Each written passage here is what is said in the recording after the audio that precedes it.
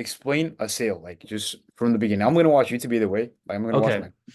Yes. So a sale is literally just what's it? Committing someone to change, like actually committing someone to actually doing something. And your job within that, you're a setter. Well, so there's a set call and the close call. How those two connect together is people have intents. People have intents. People want things. They have desires. They have, you get hungry, you get thirsty. You just have these impulsive desires for things. But you don't quite exactly know what's causing that desire, what the root cause of it is. But sometimes it comes and it's strong enough and you want to satiate it. So that's what causes people to click on ads, is they see something in your ad and say, "Oh, I want that." You trigger that fleeting impulse, a little bit of intent out of them.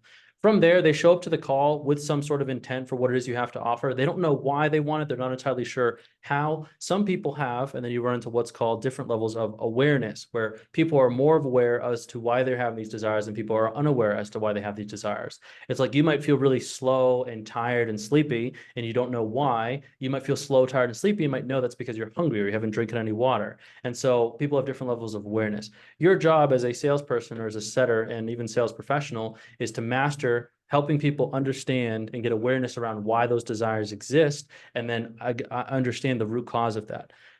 Now, a desire in of itself comes from a lack. You can only want something that you don't have. So for me to want something means I don't have it. So behind every desire is a problem or is a pain that is causing the desire to be there.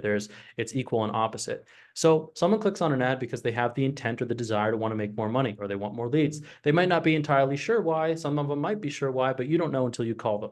You call them and you speak to them, and based on the quality of conversation you have, meaning how easily they can answer your questions, how much they already know their answers, as opposed to how much they have to think of them, you're going to understand not only how aware they are, but you're also bringing everyone to the same level of awareness. It's more of a temp check. So some people come, you have to ask them a lot of questions to get the answers because they just don't know. And then some people just kind of like they say everything right out the gate.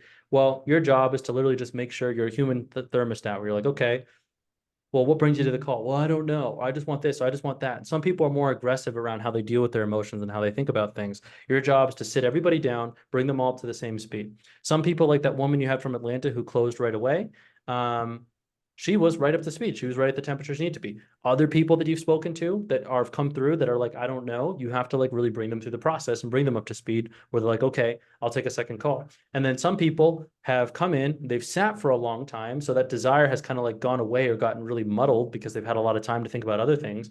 Then you call them, hey, do you remember that time you wanted that thing? Do you remember have that intent? Oh yeah, but I'm interested or not interested. And then you bring them right back up to speed. You're finding your ability to make someone, have that awareness comes from actually helping understand and crystallize their problems. The reason why you do that is because you need something to sell them. People will only buy solutions to problems. People do not buy these luxuries or other things. They have to solve some immediate problem they're dealing with to be able to feel that desire that they want or to be able to remove the need of that desire. Following with me so far? Yep. Cool. This is me trying to break it down in like psychological first principles and like tactical first principles. Yeah, I'm ready to get done. Okay, excellent. Yeah, I love that. So you as a set call, they show up. Okay. Well, I would ask you, someone shows up to the call knowing what? We have an offer. We want to sell something to them, and they have an issue, so they want to find out more. Okay. On that, do they know they have an issue? Yeah, I mean that's why they decided to hop on. Sometimes they know they have an issue. Not always. Have you run into people that are like content with where things are at or not interested? Only like a few, yeah. Okay. But for the most part, we have ads that grab people at the awareness of, okay, they have a problem. Now, how much intent do people have to fix a problem when they show up to the call I or say desire? about like 65, 70% intent.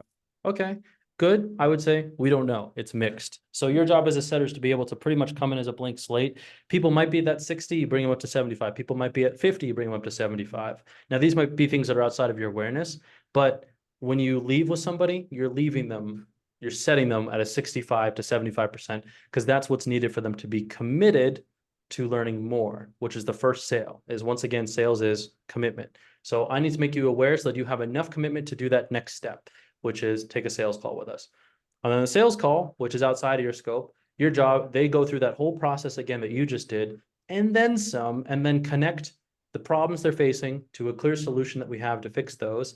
And then they ask them if they want to buy. And 90% of the time, they will say, no, I don't want to buy. Or I do want to buy, but not now, which is they have some commitment or they're lacking commitment, but they don't have enough to actually follow it all the way through. And then the closer's job is to sit there, get past that no, and talk and talk and talk and keep bringing that commitment up, up and up, up, up, up, up, until eventually they're like, okay, I'm ready to do something. And then they buy.